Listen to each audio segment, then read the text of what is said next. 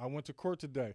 I'm still one of the black men who dress accordingly because I don't never want to look threatening no matter where I'm at with the white folks around.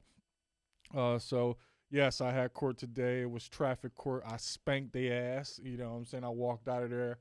I still got to pay them, but they didn't put any points on my license. So, you know, you got to take your wins with your wins when you're dealing with the police officers. So yeah, this is why I'm all buttoned up, because I had to go in there like I'm a non-threatening black guy. Oh, I just made a mistake. I'm sorry. I said sorry. Sometimes you got to play the part. We all wear the mask. We all wear the mask at times, and if you don't wear the mask, then chances are you're going to be paying out their ass for whatever ticket you may get. So, and it's not a lot of people who are successful in the Brookhaven court area. So yes, this is why I'm buttoned up. Maybe I should just unbutton it so I can look a little bit cooler. Maybe this will make me look a little bit cooler. And again, you're tuned into a monologue edition. These are the monologue recordings. Tyre Nichols. The story is in the news about Tyre Nichols, the gentleman who lost his life to the hands of police officers. Now, normally when we get these stories, it's because there were white officers involved in the brutal beating and killing of a black man. But this time is different. So 5 black officers were charged and fired from a Memphis police department for their roles in the brutal beating of Tyre Nichols. This was supposed to be a routine traffic stop. It turned out to be murder, and it's a brutal scene. Later, a white sixth man, was named to the team, and for his role in the brutal murdering of Tyre Nichols, he was the one who tased Tyre. These 5 officers were known as the Elite Squad. The Elite Squad.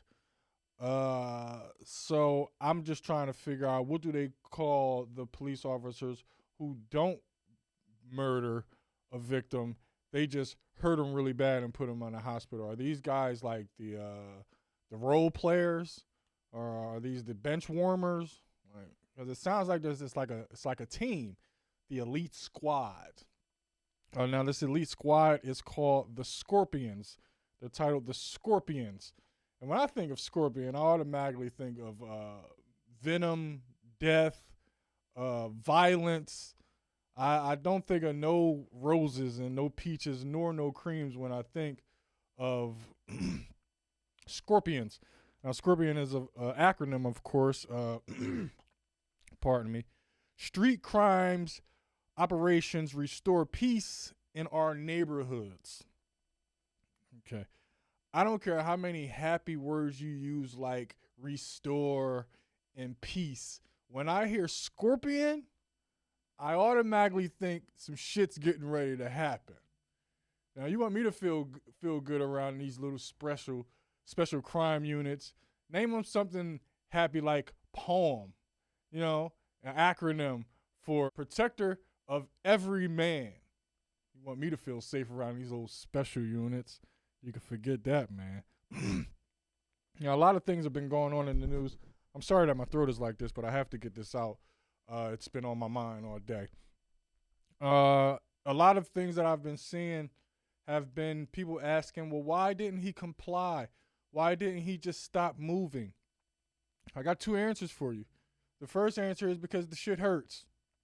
Yes, when somebody's kicking and punching and just elbow dropping you, the shit hurts. It's not comfortable. You're gonna move because you got to move away from what's hurting you. Another thing is because it's reported that they gave him 71 commands in 13 minutes. That's 71 commands in 13 minutes. It ain't a Papa John's around that could take 71 orders in 13 minutes and get it right on Super Bowl Sunday. Just saying. Just don't seem right. The 71 orders. How the fuck do you give 71 orders in 13 minutes? That's a Super Bowl Sunday order. It's like Super Bowl Sunday, if you ask me. Unfortunately, that black man lost his life 3 days later after this brutal beating. We're supposed to feel safe with our police. I'm a taxpaying citizen, so yeah, I'm paying your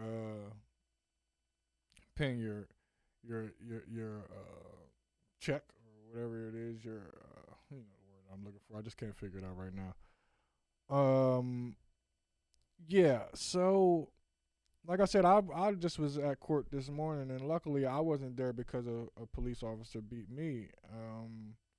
Now this morning when I got pulled over, I was dropping my daughter off to school, and I was coming back, and normally I'm smoking weed.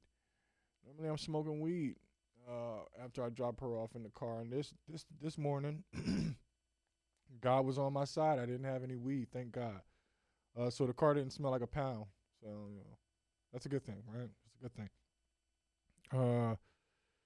So yeah, also in this Tyre Nichols situation, of course, Jason Whitlock, the black man who's the coon man for some white folks, in this case Fox News, he was on the news and he had an interesting thing to say about what happened.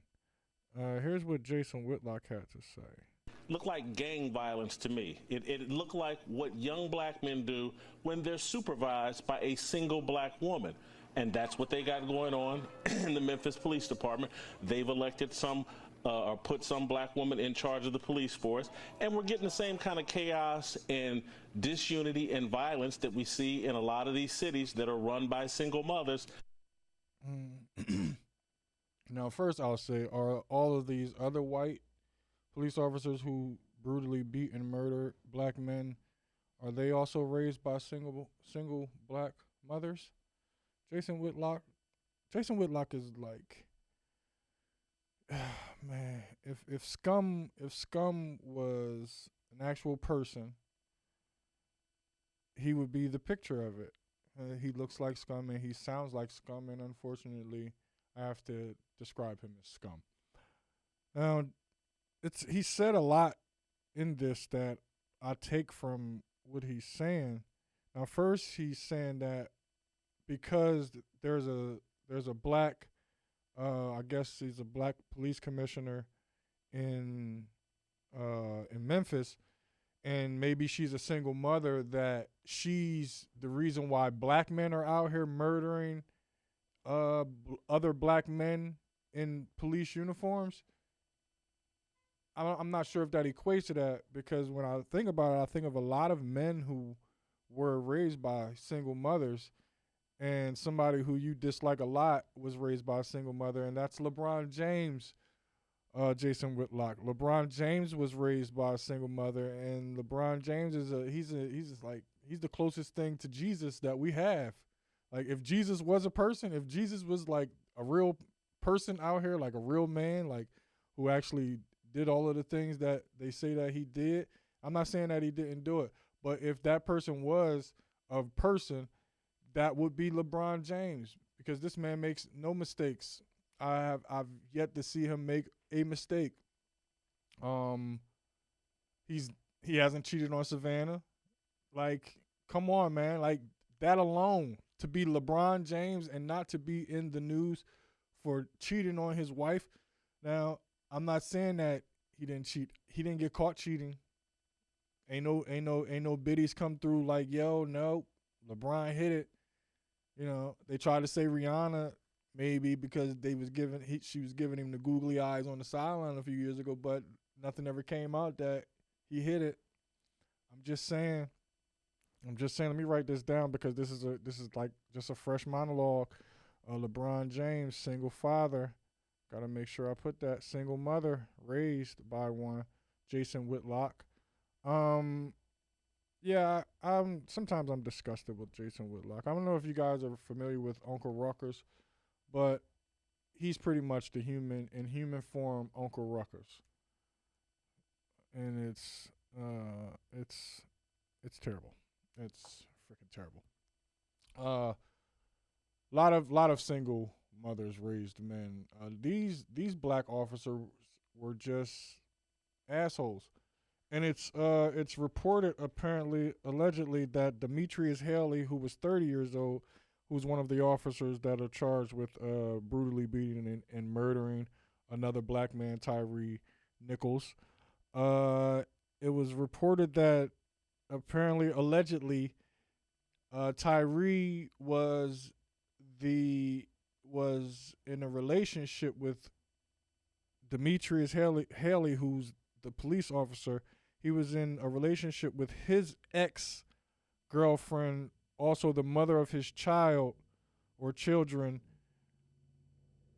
So yeah, after the beating and he was laying on the ground, Demetrius took it upon himself to take a picture of Tyre and send it to the ex-girlfriend of his, as if to brag that, look what I did to your boyfriend or did to your little friend. Like, so this seems like it's a premeditated situation.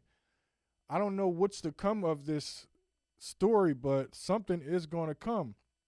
Something more, like, because, 5 black men and 1 white guy who was only charged because people started saying, like, where's the white guy in all of this? Yeah, I lost what I was saying, but I'll find it. It's hard to watch because I didn't, now, normally I don't watch these things. I don't watch these beatings and, like, brutal things. I don't like to really feed my brain that as much as most people do.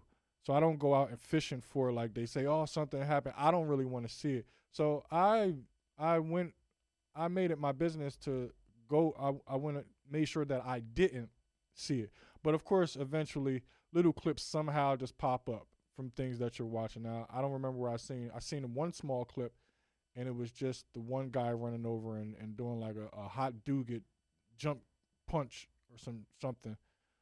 And then I was watching something where they showed more of the actual action. And I'm watching it, I'm looking at it, but I'm like, it's like a car accident. Like, you don't want to, like, that's how I'm looking at it. Like, if you're viewing this, and if you're listening to this on audio, you're not viewing it.